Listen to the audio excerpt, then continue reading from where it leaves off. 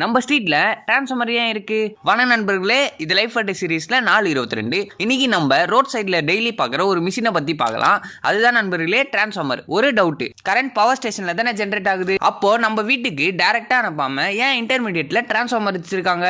இதுக்கு ரீசன் ரொம்ப ரொம்ப ரொம்ப சிம்பிள் நண்பர்களே. பவர் ஸ்டேஷன்ல இருந்து கரண்ட் ரொம்ப ஹை வோல்டேஜ்ல டிராவல் பண்ணும். ஏன்னா லாங் டிஸ்டன்ஸுக்கு அனுப்பும் போது பவர் லாஸ் அதிகமாகும். ஸோ அதை கம்மி பண்ண தான் ஹை வோல்டேஜ்ல அனுப்புறாங்க நண்பர்களே. ஆனா அந்த ஹை வோல்டேஜை அப்படியே நம்ம வீட்டுக்கு கொடுத்தா என்ன ஆகும்னு சொல்லிட்டு யோசிச்சு பார்த்துருக்கீங்களா?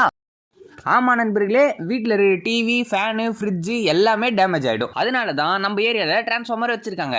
அது என்ன பண்ணும் தெரியுமா? ஹை வோல்டேஜை 230 வோல்ட் இல்லை 415 வோல்ட்டுக்கு ரெடியூஸ் பண்ணி அதுக்கப்புறம் தான் நம்ம வீட்டுக்கு சேஃபாக அனுப்புது நண்பர்களே. சிம்பிளாக பார்த்தா டிரான்ஸ்ஃபார்மர் தான். ஆனால் அது இல்லைனா நம்ம வீட்டில் இருக்கிற ஒவ்வொரு அப்ளைன்ஸும் ஒர்க் ஆகாது. ஸோ இதே மாதிரி 4/23 கெப்பாசிட்டர்னா என்ன, ஃபேனில் ஏன் கெப்பாசிட்டர் யூஸ் பண்ணுறாங்கன்னு சொல்லிட்டு பார்க்கலாம் நண்பர்களே. ஃபாலோ பண்ணி நண்பர்களே.